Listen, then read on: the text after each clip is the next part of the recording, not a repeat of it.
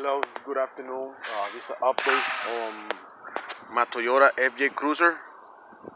This is the update video that somebody um, replied to me and said that you should come up with an update on the FJ Cruiser.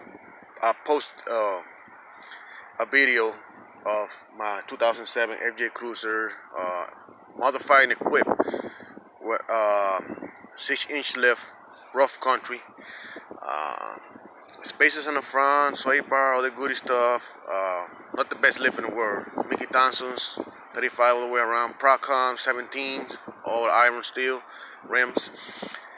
And I made a video, and the title was Toyota FJ Cruiser, 200,000 miles, abuse beyond recognition. I had a little vibration.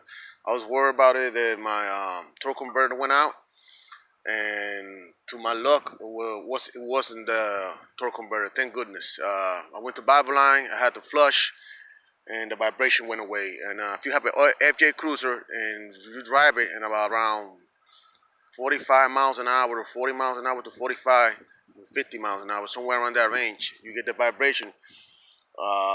It's probably that you need to flush the tranny. The tranny is letting you know that the fluid is all worn out, the lustrous properties and lubrication properties, and it needs to be changed. So as soon as I change it, I drove out the valve line, the vibration went away. And thank goodness, because I didn't have the money to fix it.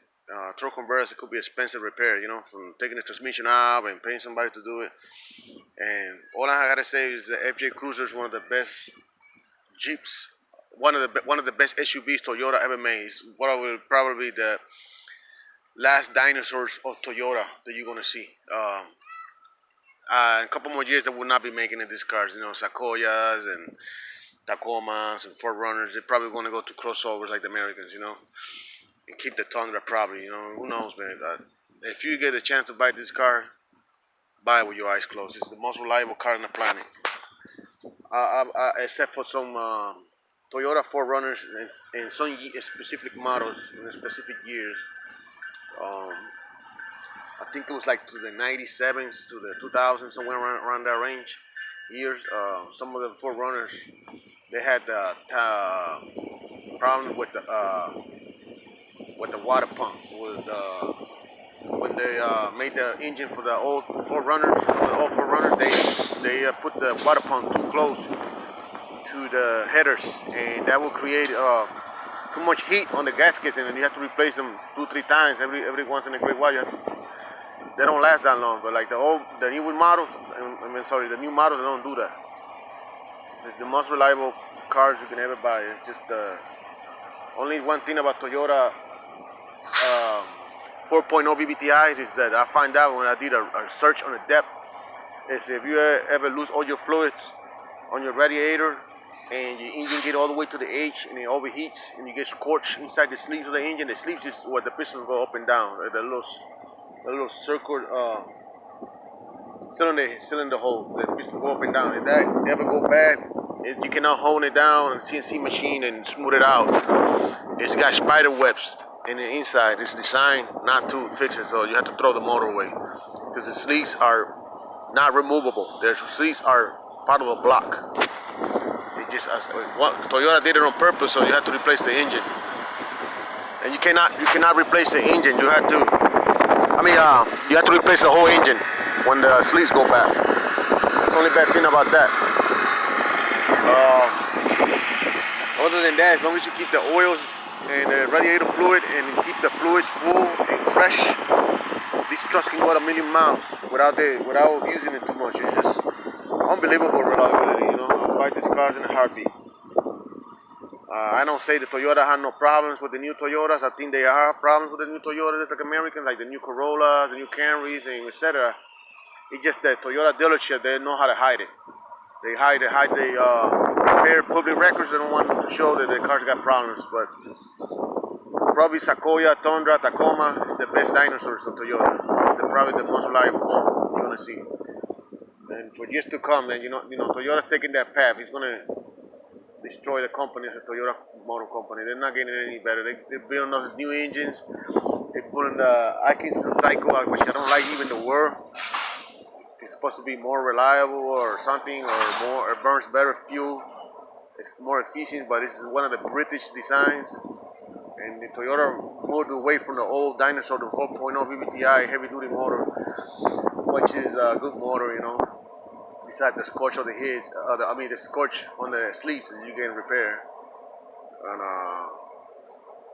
I just this one thing. I never agree with Toyota when they made the FJ. They should have made that the FJ at least 300 horses and 300 pounds of torque with the 25 miles MPG. You know, this motor are kind of anemic. You have to put a turbo and supercharger to fill 200 horsepower. 278 with 280 pounds of torque. After all the motor trend and everything is connected from the transmission, drive shaft, and everything, you lose 75% of your power. You probably at 178 horses, probably less. To get it all to that point, you're gonna have to get a turbocharger. It's gonna cost some change. I don't know.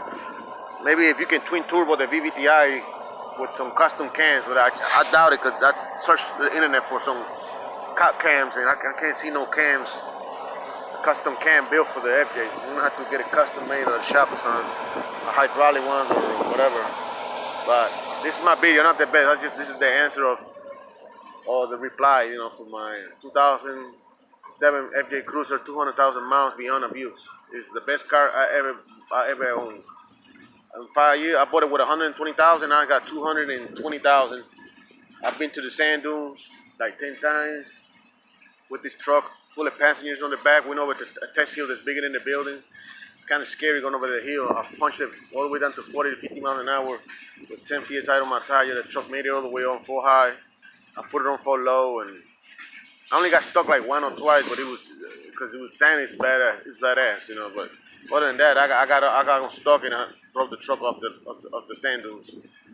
I saw a lot of Chevy trucks, Dodge, and diesel trucks broke down in the middle. I mean, I don't say that can happen to my Toyota, but it could happen.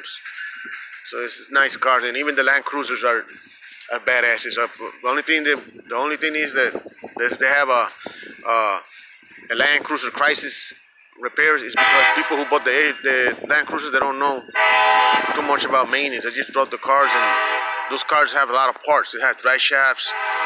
It has the front differential, the back differential, a T case, a tranny, and you need to change all those oils and keep them fresh.